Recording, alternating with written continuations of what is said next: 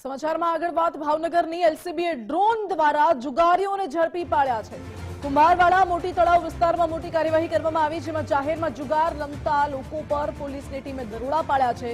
જુગારીઓ બચવા માટે નદીમાં પડ્યા હતા, જોકે 8 જુગારીઓ વિરુદ્ધ પોલીસે ગુનો દાખલ કર્યો છે।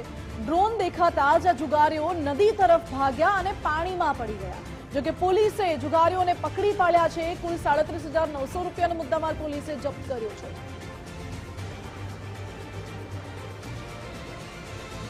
આ દ્રશ્યો પણ સામે આવે છે, જ્યાં ડ્રોન કેમેરાની મદદથી પોલીસે આરોપીઓને પકડી પાડ્યા છે।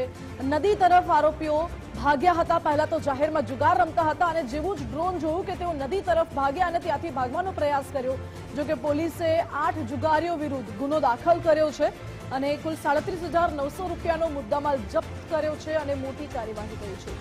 પોલીસના દરોડાને પગલે જુગારીઓમાં ફફડાટ ફેલાયો હોય તેવા દ્રશ્યો સામે આવ્યા છે। જુગારીઓ ભાગતા હોય તેવા દ્રશ્યો પણ અહીં સામે આવ્યા છે। ભાવનગરના આ દ્રશ્યો છે કુંભારવાડા નજીક, જ્યાં મોટી તળાવ વિસ્તારમાં જાહેરમાં જુગાર રમવામાં આવતો હતો।